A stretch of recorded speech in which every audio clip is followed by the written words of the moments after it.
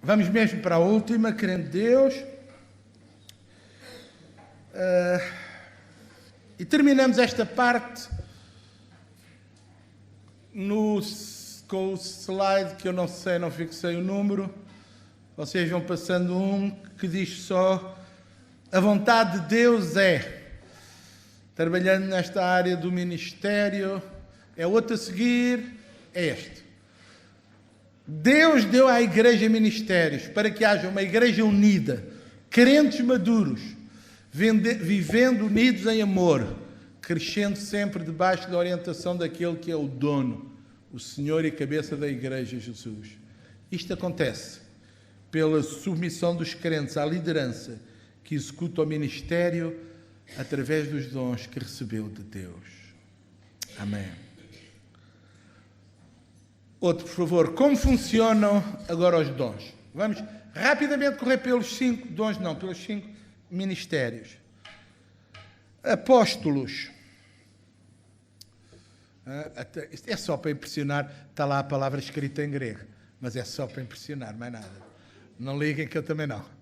Mas até se diz quase da mesma maneira, os apóstolos. Todos nós sabemos o que é um apóstolo. Ou, aliás, julgávamos que sabíamos, porque hoje, irmãos, está a haver tantas coisas sobre os apóstolos.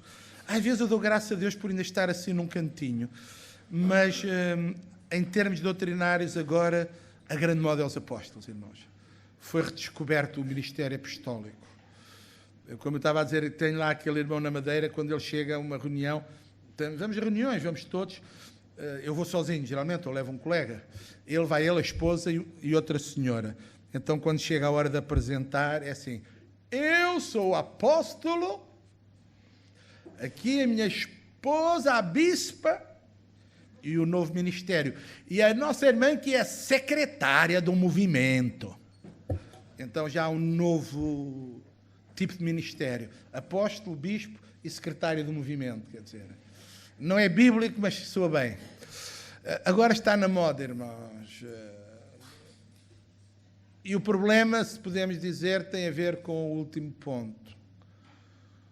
Este surgir do movimento apostólico, que eu até acredito que nós precisamos de renovar e de reconhecer o ministério apostólico, porque como igreja, a Assembleia de Deus, ou parte dos nossos, fazem parte daquele grupo que acredita que este ministério caiu com o passar do tempo. Eu recuso-me a acreditar nisto, porque se eu defendo com unhas e dentes que o batismo no Espírito Santo é tão atual hoje como era nos dias de Jesus, então os ministérios têm que ser os mesmos.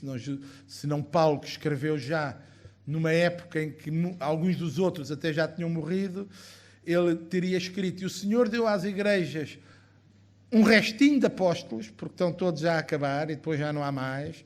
Não, se o Senhor deu é porque eles fazem parte. Mas hoje há um novo movimento, e esse novo movimento surge numa altura em que cada vez mais as pessoas veem o ministério como uma realização pessoal e uma oportunidade de triunfar na vida, principalmente para aqueles que não são muito bem-sucedidos noutras áreas. Então, como na vida profissional não são bem-sucedidos, em casa quem manda é a mulher, então eles vêm para a igreja para ser apóstolos, porque ao menos, se eles forem apóstolos, quem manda na igreja são eles, não é?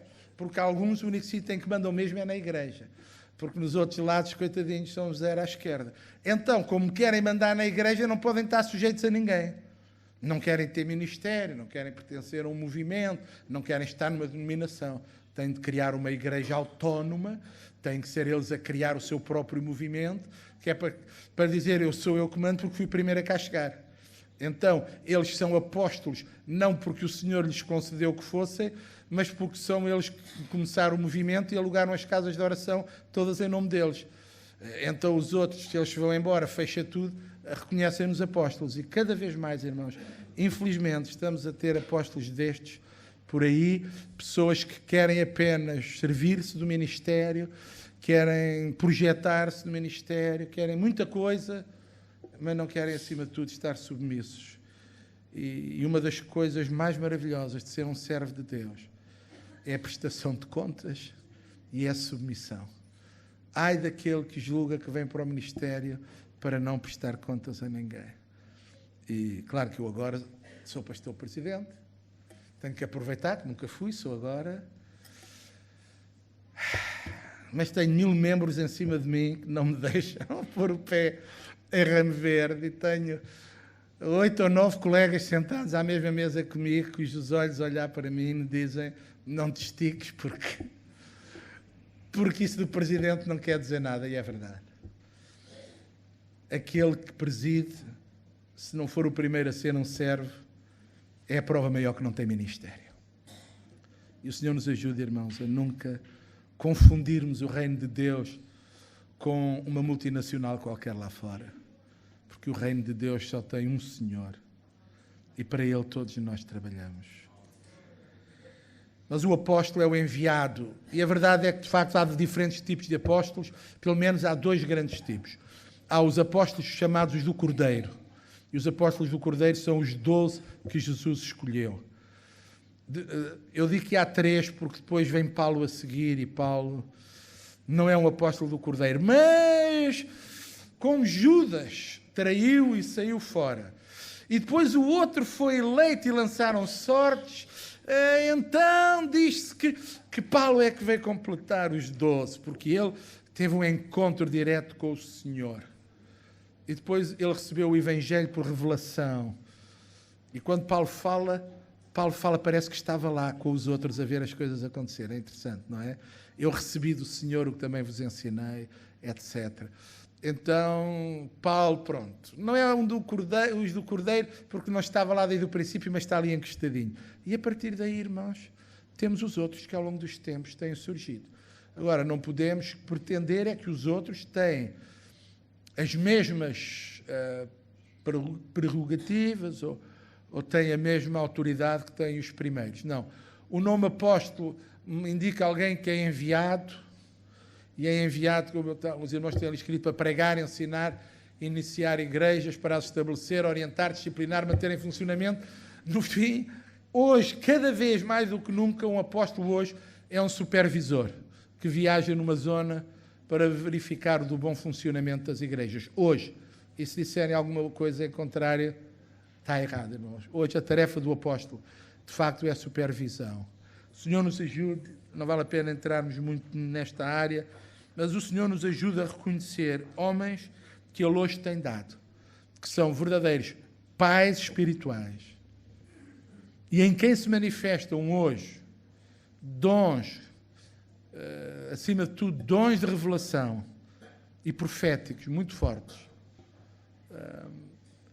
e que nós os reconheçamos entre nós, não apenas como conselheiros, porque é uma maneira bonita de lhes chamar velhotes, conselheiros, mas alguns são verdadeiros apóstolos.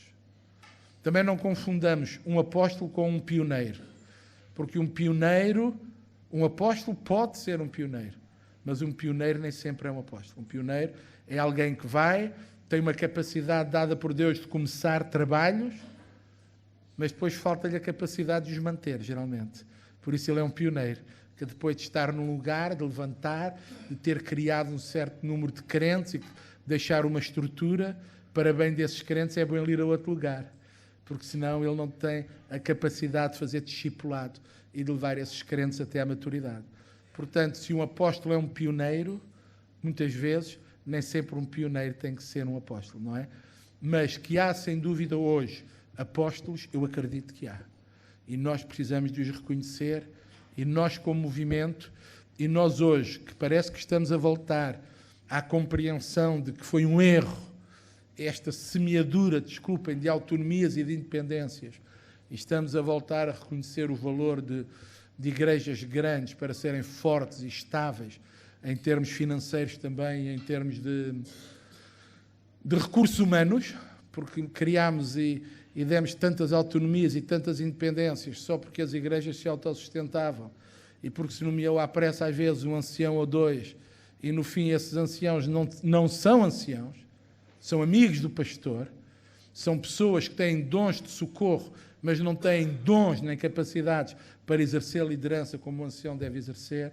E temos hoje igrejas que, em vez de crescer, diminuem, que, em vez de se reproduzirem, são fonte de constante problemas. Então estamos de novo a perceber que igrejas maiores e áreas maiores mas quando tivermos áreas maiores, sem dúvida, precisamos do ministério apostólico para nos ajudar a manter essas áreas coesas e unidas. E o ministério apostólico, eu acredito, é fundamental para isso. E como os irmãos veem, para um apóstolo funcionar, ele precisa de quase todos os dons em operação na sua vida. A seguir fala de profetas. O próximo, por favor, o próximo slide, os profetas. E este profeta, como ministério, não tem a ver com aqueles irmãos que profetizam no culto, irmãos. Não tem nada a ver com isto. O profeta, sem dúvida, dará muito bem uma mensagem profética num culto, mas o profeta hoje é alguém que se move, e já naqueles tempos, que se movia muito na área da revelação sobrenatural e em quem os dons da palavra de sabedoria, da palavra de conhecimento funcionam muito. Um profeta é alguém que se levanta trazendo um despertamento para a igreja, uma mensagem de aviso, uma chamada de atenção. É alguém que muitas vezes traz soluções. E essa pessoa é uma pessoa que encontra soluções não porque ela é muito esperta, não porque ela é mais inteligente, mas porque os dons estão em funcionamento na vida e no ministério dessa pessoa. Um profeta é alguém que não vai lançar confusão numa igreja, nem vai trazer novos ensinos, porque o espírito que opera no profeta é o mesmo espírito que inspirou os autores da Bíblia Sagrada. Então o Espírito Santo não se contradiz a ele mesmo. Portanto, o profeta, tenhamos cuidado, não é alguém que traz revelações novas, mas é alguém que muitas vezes pega em certas palavras e em momentos-chave traz exortação, traz despertamento à vida da igreja. É interessante que o ministério apostólico, o ministério profético, já foi um dos ministérios mais importantes, quase, na igreja primitiva. No primeiro século, no princípio do século II, enquanto não havia palavra escrita, e a palavra escrita não começou logo, foram escritos, volta do ano 40, 50, 60, etc., o Evangelho de João mais tarde, e as cartas de João, mas não começaram logo a circular por todas as igrejas, os irmãos sabem, nem havia tipografia para imprimir logo, só por volta do século III, IV, é que lá houve o concílio que estabeleceu finalmente o cânon do Novo Testamento. Então, o ministério apostólico nos primeiros tempos era muito importante. Segundo alguns autores, o primeiro obreiro de tempo integral, o primeiro obreiro de tempo integral, tirando o apóstolo que ia para pregar o Evangelho, foi o profeta. Tanto que as congregações, às vezes 2 e 3 igrejas próximas, que não tinham recursos, juntavam-se para ter o profeta. Porque era o profeta que lhes trazia a palavra mais fresca e a revelação mais direta de Deus para eles naquele tempo. À medida que os profetas se foram esticando por um lado, e alguns deles originaram mesmo divisões e heresias na igreja, e à medida que a palavra escrita começou a ganhar força, então o ministério profético foi perdendo a autoridade, porque a autoridade começou a residir na palavra escrita e imutável. Portanto, o profeta já teve uma função muito grande e hoje, irmãos, nós precisamos deste ministério, de homens e mulheres com uma ousadia sobrenatural, para nos falarem e às vezes não é apontarem o dedo, mas nos chamarem a atenção em nome de Deus para situações da igreja. E Deus usa ainda hoje, eu acredito, esses homens com uma mensagem baseada em revelação. Portanto, o profeta tem que ter, para ser profeta, dons a funcionarem também na sua própria vida. A seguir aos profetas, próximo slide, temos os evangelistas. E os irmãos, eu estava a dizer a eles que aquilo grego é só para marmar, mas pelo menos está bem escrito, porque eu copiei, fiz copy-paste, não me arrisquei a escrever eu, foi copy-paste. Então, se isto está mal, falem com o autor. Mas, sim, senhor, os evangelistas. Esta é uma área, irmãos, confusa. Porque muitas vezes nós dizemos, todo crente é um evangelista. Será que é verdade? A verdade é que todo crente é uma testemunha. Porque todos somos chamados para ser testemunhas. E somos evangelistas no sentido mais restrito da palavra. Porque se eu for e pregar o Evangelho ao meu vizinho, à minha vizinha, cada vez que eu dou um testemunho, eu estou a evangelizar. E aí sim, todo o crente é um evangelista no sentido que todo o crente tem a responsabilidade de ser sal, de ser luz, de ser um proclamador do Evangelho, não é? O proclamador, muitas vezes só com a nossa vida, outras vezes com palavras simples. Mas quando Paulo fala do ministério de evangelista, ele está a falar de homens e mulheres que dão testemunho, mas de uma maneira diferente. Fazem-no debaixo de uma unção diferente e têm resultados diferentes também. Geralmente o evangelista é alguém que funciona para números maiores, enquanto que a testemunha fala 1 a 2, 1 a 1, 2 a 2. Então, e aqueles irmãos que nós na igreja consagramos como evangelistas locais? Bem, irmãos, são irmãos que nem sempre têm o ministério evangelista. Mas, como oficiais da igreja, a responsabilidade deles é ocuparem-se de áreas de evangelismo, porque eles próprios, como cooperadores, a sua mensagem, aquela pela qual nós vemos que o Senhor usa mais, é uma mensagem de cariz evangelístico. Então, o facto de nós termos nos ministérios locais evangelistas não tem a ver sempre com este caso evangelistas, não confundamos. Porque uma coisa também são oficiais e outras coisas são ministérios e às vezes nós misturamos um bocadinho as coisas, porque a mesma pessoa pode ser um oficial e ter um ministério, mas alguns oficiais, infelizmente, não têm ministério e dão uma dor de cabeça. Mas este evangelista, irmãos, ele só o é quando os dons de revelação e poder estão a funcionar no seu ministério. E o irmão diz, mas dons de revelação porquê? Porque o evangelista é aquele que muitas vezes, depois de pregar, ele começa a falar diretamente às necessidades que o Espírito Santo lhe revela, que estão presentes no meio da Assembleia. E é por ele falar diretamente, e é por ele apelar diretamente a pessoas com problemas específicos, que depois o Senhor opera, cura, libertação, etc., que tudo isso combinado faz com que hajam as conversões. Vocês não entendem? Portanto, evangelista não é só aquele que fala o Evangelho, mas o evangelista é aquele através de quem, ou que, como resultado da mensagem que ele prega, há conversões. Se não há conversões, ele não é um evangelista, desculpe. É alguém que prega o Evangelho, alguém que tem uma boa mensagem, uau, falou mesmo para os pecadores, mas, irmãos, quando alguém é um evangelista, eu tive a experiência de estar com Billy Graham numa daquelas últimas campanhas que fizemos com ele, uma que dava na televisão e depois nós recebíamos os vídeos, irmãos, lembram-se? E depois foi na Operação Mundo, foi. Eu estava na Alemanha, lá. A minha voz era a que interpretava os testemunhos e as outras coisas, e o Moisés Gomes interpretava ele. E foi muito interessante, porque Billy Graham estava já muito doente nessa altura. A esposa é que já faleceu, ele ainda está vivo, mas há muitos anos, há mais de 20 anos, que Billy Graham lhe foi diagnosticado Parkinson e a situação tem sido evolutiva. Nessa altura, felizmente, tinha havido uma mudança de medicamentos e ele estava muito melhor. Mas nós treinámos muito com cassetes da Operação Mundo na Rússia, em Moscovo, e aí era patente as dificuldades de Billy Graham a pregar. O intérprete tinha todo o tempo do mundo para interpretar, porque Billy Graham falava e parava, e às vezes, irmãos, o discurso dele era simples. E naquelas noites, vocês já não se lembram, eu não me lembro das mensagens, mas todas as noites Billy Graham dava exemplos muito simplistas mesmo. E naquelas noites Billy Graham pregou mensagens, irmãos, da Operação Mundo na Alemanha, tão simples. Meu Deus.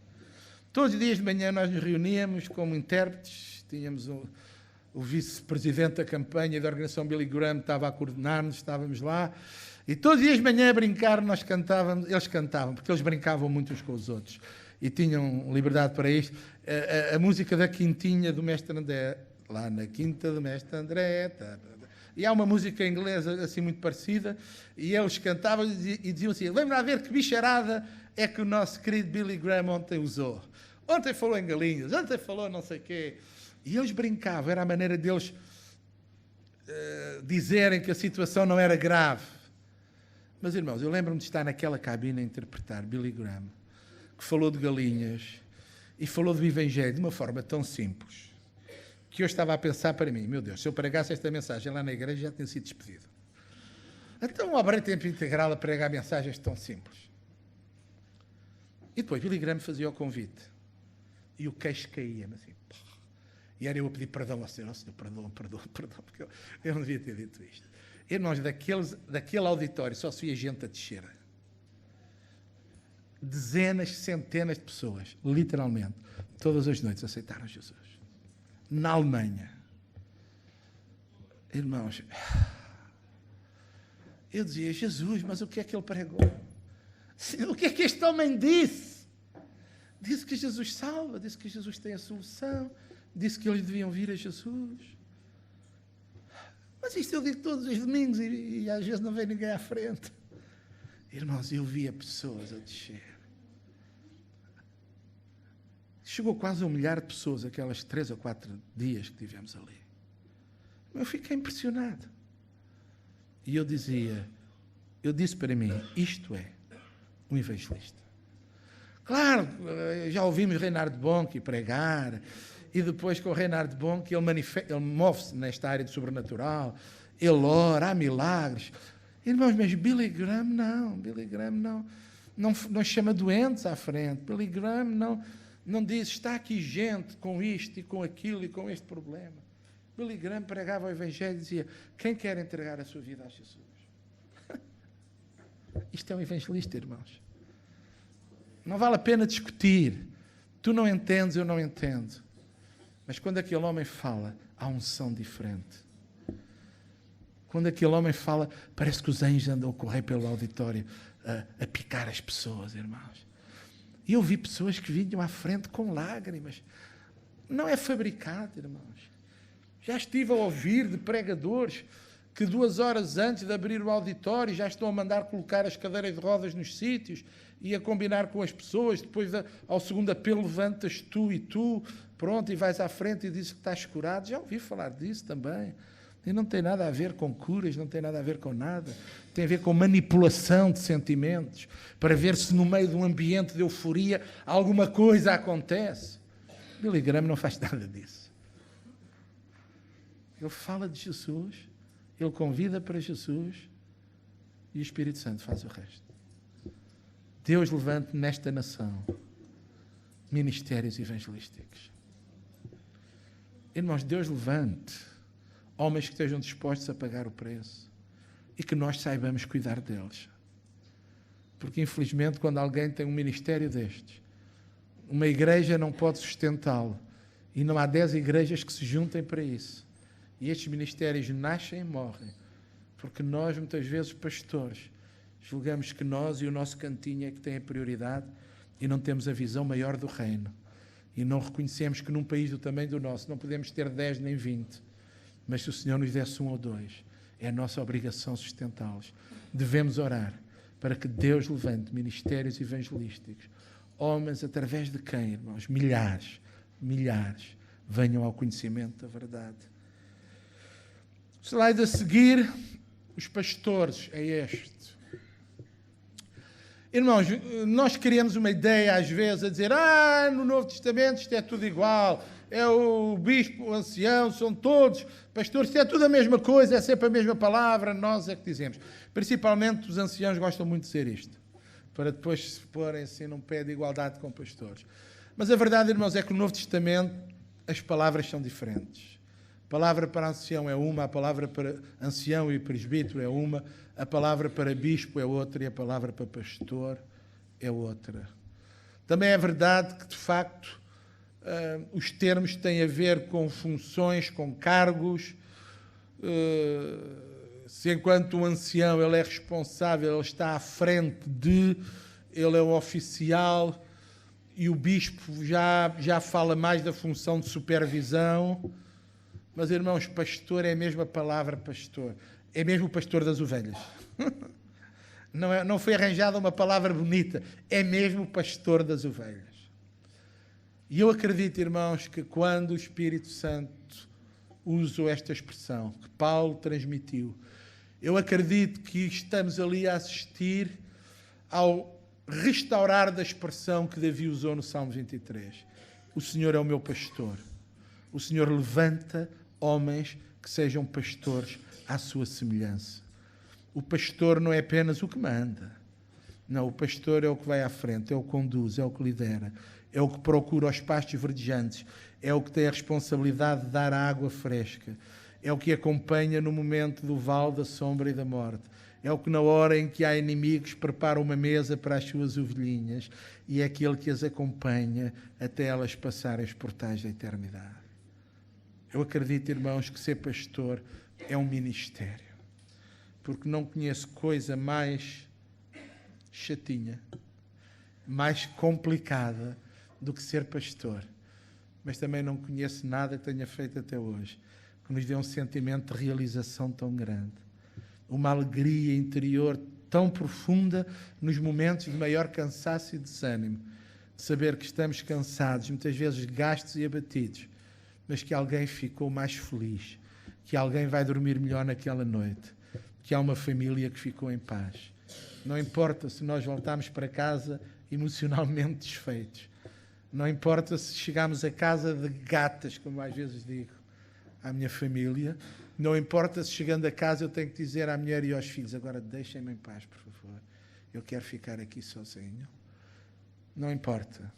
Mas eu sei que para eu estar assim, alguém ficou feliz, alguém ficou bem, alguém beneficiou. E isso vale tudo. Pastor não tem a ver com nada. Ainda por cima as ovelhas não são minhas. Este é um pastor que não tira lã, que não tira leite, que não fica com a carne. Só tem o prazer de guiar as ovelhas e de as ver crescer. Responsabiliza-se para que a lã delas seja a melhor. Responsabiliza-se para que cada borreguinho que nasce seja cuidado e protegido, que o lobo não venha a arrebatar nenhum. E no fim, vem o dono e fica com as ovelhas. E ninguém se lembra mais do pastor. Então na Assembleia de Deus é rei morto, rei posto, não é? Passou. Já não importa se fez, se abençoou, se disse.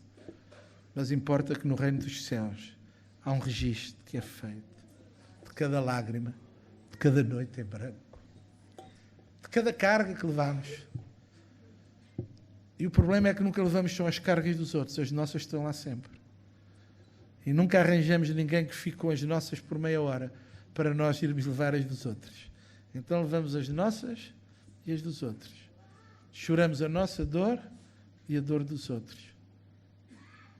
Porque os nossos pais também morrem, porque as nossas esposas também são internadas, porque os nossos filhos também perdem anos na escola. Porque na nossa vida passa tudo igual ao que se passa na vida dos outros. E às vezes mais, porque somos os alvos prioritários dos ataques de Satanás. E apesar disso, no domingo temos de estar no púlpito com um sorriso e temos de ter uma graça nova para dizer, e não nos esquecemos de dar um beijinho e um abraço àqueles com quem nos cruzamos. E as pessoas até julgam que nós vivemos no céu, já, e que só vimos aqui abaixo nos dias de culto. Se vocês soubessem, às vezes, o que é a nossa vida. Mas olha, não queria ter outra. E Deus permita que eu nunca tenha outra. Mas deixem-me ter este bocadinho de orgulho. Aquilo que eu tenho é um ministério. Eu não escolhi. Eu nunca lutei por ele. Nunca o pedi e reconheço que sou o mais incapaz. Mas não me digam que eu não sou, porque eu sei que sou. Por cada dia que acordo, o Espírito Santo diz: tu és. E cada vez que eu quero voltar atrás e eu quero parar, ele diz: não podes, porque tu és. E cada vez que eu olho para o lado e sinto assim um bocadinho de inveja, de não ser como os outros e de não ter o que os outros têm e de não viver como os outros vivem, ele diz: mas no entanto tu és. E por causa de ser, isso vale tudo. E não se troca por nada. Irmãos, amem-se, cuidem-se uns dos outros, mas acima de tudo, cuidem do pastor que Deus vos deu. Façam-no sentir bem. Aprendam a ler no rosto. Saibam que o sorriso não quer dizer nada, o sorriso é só por vossa causa. Porque nós não podemos chegar aqui a chorar e a dizer, irmãos, nós temos este problema. Porque uma igreja não quer um pastor que tenha problemas, quer um pastor vitorioso, porque se ele não é capaz dos dele, como é que ele pode ajudar os dos outros? E, no entanto, ele ajuda os outros. E a maioria das vezes não tem ninguém que o ajude com os dele. Sim, ser pastor é um ministério. Pressupõe a manifestação da grande maioria dos dons. Porque se ele não os tiver, ele não é pastor.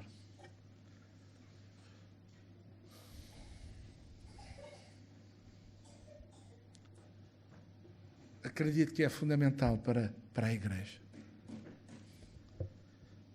Eu gosto muito quando vou à convenção e estou com os pastores. Gosto de ver aqueles homens mais idade, já reformados, que ainda aparecem por ali.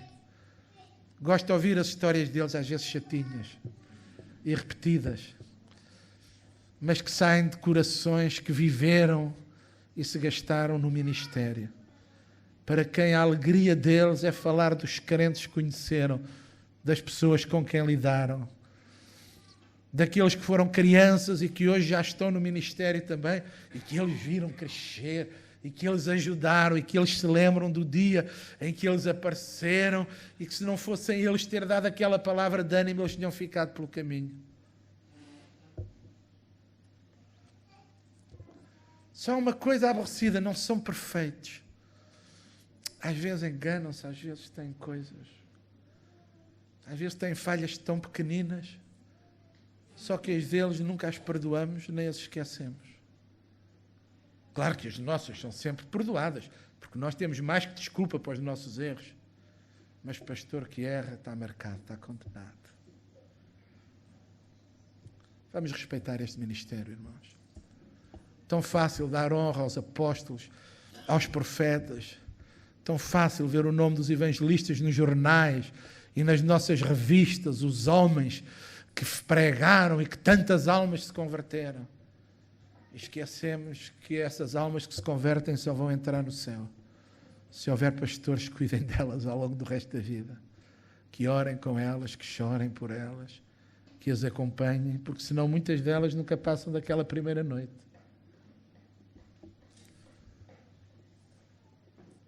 O slide a seguir, que é o último, temos que ir embora, não é? Temos que ir embora, irmãos.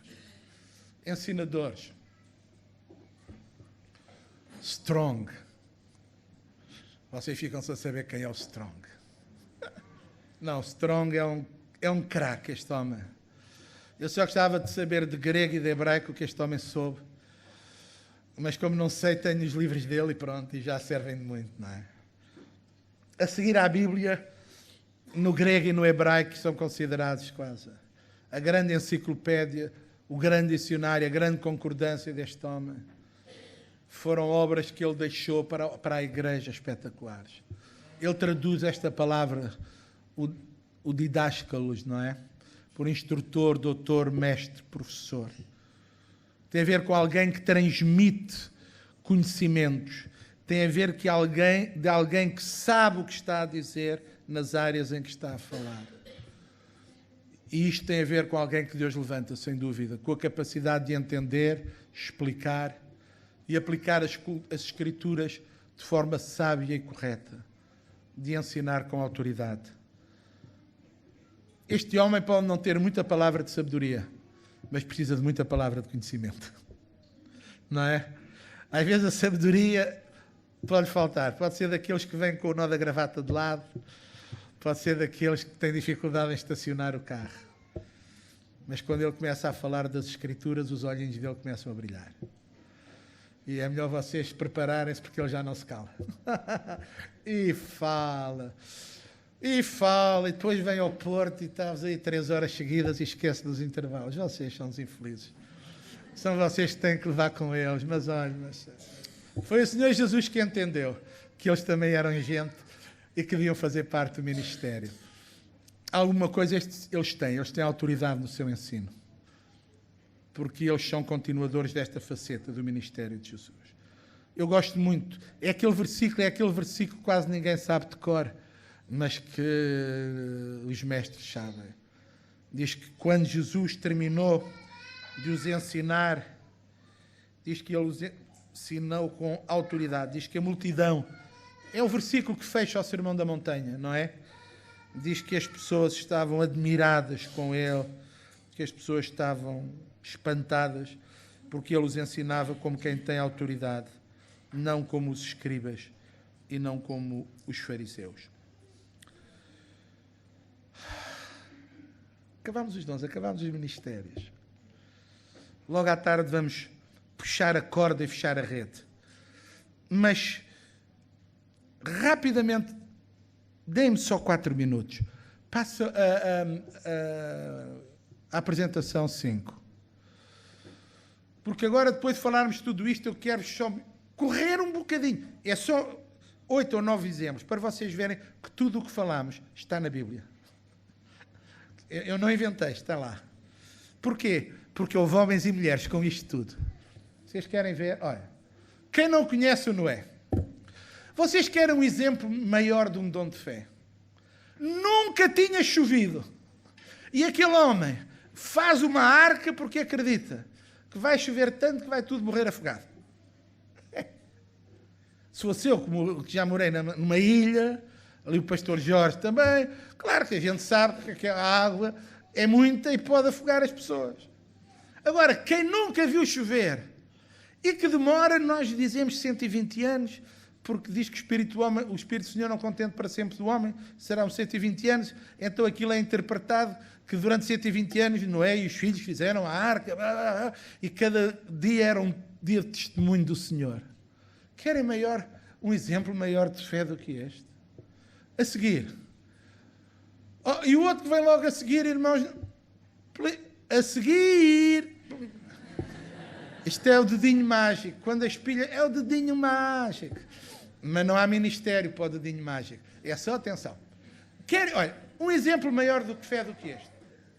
No meio de uma sociedade pagã, onde ele morava eram pagãos. O culto a Deus não estava estabelecido. O culto como culto só é estabelecido com a lei. Ali havia alguns que conheciam Deus. Sabíamos, Melquisedeque, por exemplo, é um exemplo. Mas quem era Abraão? Parece que nunca foi à escola dominical, não estudou na ETAD, nem fez nada disso. Isso ainda não havia. Mas os outros não fez esses cursos. E, no entanto, um dia, num sonho, aparece-lhe alguém que diz: olha, eu sou Deus. Parabéns, prazer em conhecer-te. Olha, mas tenho um desafio para ti. Se tu deixares a tua zona de conforto, se deixares a família e tudo o que tens, eu vou levar-te para uma terra que tu não sabes onde é, nem nunca viste, e vou fazer de ti um homem que ainda daqui a muitos anos vão falar. E Abraão disse: vamos lá. Irmãos, a mim, para o Senhor me trazer da Madeira para Lisboa, fartou-se ter que falar comigo. E eu conheço. E eu já o conheço há muitos anos. E eu sei quem ele é. E para ele me convencer, foi o cabo dos trabalhos. Então não me digam que este homem chamado Abraão não é um exemplo de fé. Meu Deus. Ai, tu és Deus, então eu vou contigo. Ai, vais fazer de mim, então pronto. Pronto, lá teve um tropeçãozito, quis ajudar Deus, mas também não foi culpa dele, a mulher também ajudou, não é? Ele disse que me ia dar um filho e nunca mais tem. Olha, mas a gente dá aqui um jeitinho. Ainda hoje estamos a sofrer por causa do jeitinho, porque são os árabes e os muçulmanos todos que descenderam desse jeitinho, e olha a dor de cabeça que hoje temos no mundo. Mais valia ele ter estado quieto. Mas que exemplo de fé. E a seguir? José. Revelação, sabedoria e conhecimento. Ele teve revelação. Ele teve palavra de conhecimento. Os sonhos dele foram palavra de conhecimento. E teve palavra de sabedoria. Porque ele não ficou só a pensar que ia haver fome. Aquele que lhe disse que ia haver fome também lhe deu a solução. Não foi? E ele foi não era vice-faraó, que o faraó não tinha vice-faraó, mas era o segundo na linha do Egito. Porquê? Porque nem o faraó, apesar de ser o filho dos deuses, tinha conhecimento e sabedoria como José. E o outro a seguir, Moisés. Este então nem vale a pena falar desse. Êxodo a Deuteronômio, tem ali 4 livros, cada folha é um exemplo de liderança. Tinha ministério, este homem tinha ministério. É um ministério de liderança. Tinha fé, tinha sabedoria, tinha conhecimento, operação de maravilhas, o mar vermelho a abrir-se, a água a brotar da rocha. Meu Deus! Uma vara que se transformava em cobra. Uau! E o que ele sabia, o que ele acreditou. Ele moveu durante 40 anos pelo deserto mais de 2 milhões de pessoas. Agora já anda na net um PowerPoint a explicar, para nos dar a dimensão, porque nós nunca, toda a vida, eu reconheço a minha culpa, toda a vida nós falámos de Moisés e do povo e nunca nos apercebemos da logística necessária para mover aquele povo. É que saiu do Egito mais de 2 milhões de pessoas. Mais. Sabe quanto é 2 milhões de pessoas? É mais do que a área metropolitana do Porto. E estas pessoas, durante 40 anos, comeram todos os dias, beberam todos os dias, fizeram necessidades todos os dias. Sim. E não havia hectares, nem esgotos, nem caminhões para ir lavar as fossas.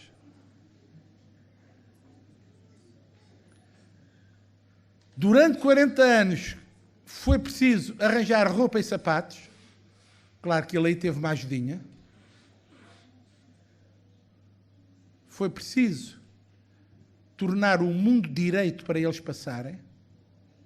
E o mundo tornou-se direito para eles passarem. O Mar Vermelho abriu-se,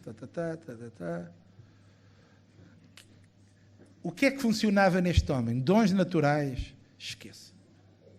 Um exemplo típico da operação e da manifestação sobrenatural do Espírito Santo na vida de alguém. Não tenha dúvidas, irmãos. Mas ele era treinado na corte do Egito. Ele estudou na escola do faraó. E algum faraó fez isto? Nada. Mas ele fez. Com a ajuda do Senhor. E a seguir? Vocês não sabem quem é este, mas eu apresento. Este era aquele que todo o mestre de obras queria ter a trabalhar para ele. Moisés recebeu o plano, mas ele percebia tanto de construção como eu. O Senhor mostrou-lhe, olha, faz-me um tabernáculo assim. E Moisés disse, tão lindo. E depois disse, Bezaliel, vem cá, faz-me isto. E Bezaliel fez. Porque se o irmão ler aquele texto, diz que Deus deu a este homem a capacidade e a sabedoria para ele trabalhar em todo tipo de materiais. Ele inventou ferramentas, ele fez ferramentas, sem ferramentas ele fez. E a verdade é que no deserto eles construíram um tabernáculo. Contudo, este foi um dos artífices. Ele depois teve um ajudante, mas o outro era aprendiz. Este é que era o oficial. Era, mas o outro não era tão... O próximo, por favor. Ai, meu Deus. Senhor Jesus, eu queria ter um destes cá em Portugal. Olha, ponha ao passo o Gaspar, o Aníbal, o Mário e os outros todos numa balança. Num prato. E depois ponha este. E o prato cai no lado deste. Bum! E os outros ficam todos no ar. Ao pé deste, os outros são todos peninhas. Sabe quantos anos este homem foi político? 70 anos. 70 anos. Porque, sabe quantos anos durou o cativeiro de Judá? 70. Sabe quando é que o cativeiro começou? No dia em que este rapaz foi levado de casa para a Babilónia. E quando o cativeiro acabou, ele ainda era político na corte do rei, que assinou o decreto. Foi primeiro-ministro. Foi segundo homem de vários imperadores. Governou impérios.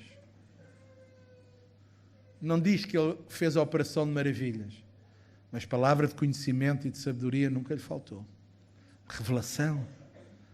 Eles nem se lembravam dos sonhos, porque uma coisa já é interpretar o sonho, a outra é Nabucodonosor nem do sonho se lembrava. E Daniel descobriu qual era o sonho e deu-lhe a interpretação. A seguir, precisamos deste homem. Leia lá o que diz no livro de Atos. E sabe que ele começou como diácono? Por isso é que ele chegou a evangelista. Porque já havia nele o espírito, a atitude, a dedicação.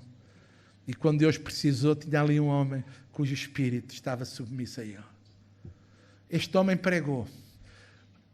O rebuliço que ele fez foi tão grande que até da igreja em Jerusalém mandaram lá espiar a ver se aquilo estava tudo a correr como deve ser. Conversões, libertações, milagres, demónios aos pulos. Meu Deus, é aquilo mesmo que Portugal precisa. Mas, estamos quase a acabar. Barnabé.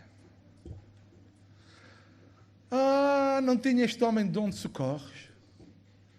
Não tinha este homem uma palavra de sabedoria? Não tinha ele o conhecimento? Quem é que apostou em Paulo? Quem é que era mandado para resolver aqueles problemas que exigiam não só palavra, mas um jeitinho? Nós portugueses herdámos isto. Barnabé sabia dar aquele jeitinho, sabia dizer aquelas palavras que punham bem toda a gente. Ele ajudava a vida, ele ajudava a restabelecer relacionamentos. Ele via mais longe. E terminamos com quem? Quer discutir os dons que havia ou não havia em Paulo? Conhecimento, sabedoria, operação de maravilhas, costas largas, capacidade de passar fome, de sofrer. Tudo o que era espiritual e o que não era espiritual você encontra na vida deste homem. Diaconia, serviço, claro. Diz que pegou em tudo o que tinha e deitou no lixo.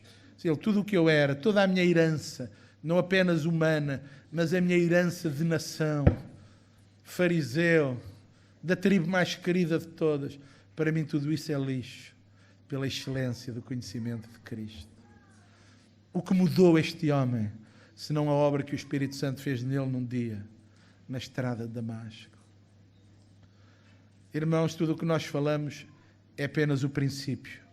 Estes mostraram na prática aquilo que vidas consagradas e colocadas nas mãos de Deus podem fazer a favor do reino de Deus. Se isto não chega para tu quereres ser um deles, olha, irmão, Deus tenha misericórdia de ti. Mas cada um destes homens é a testemunha que está lá dos céus, olhando para mim, dizendo: se eu fui capaz, tu também és. Se eu fiz, porque é que tu estás à espera? Se eu investi a minha vida, o que é que tu és mais do que eu para não investires? Pois nós que estamos rodeados de uma tão grande nuvem de testemunhas, irmãos, corramos com paciência a carreira que nos está proposta, olhando para Jesus, o autor e o consumador da fé. Ser depois firmes e constantes, sempre abundantes na obra do Senhor, sabendo que o vosso trabalho não é vão nele. Amém.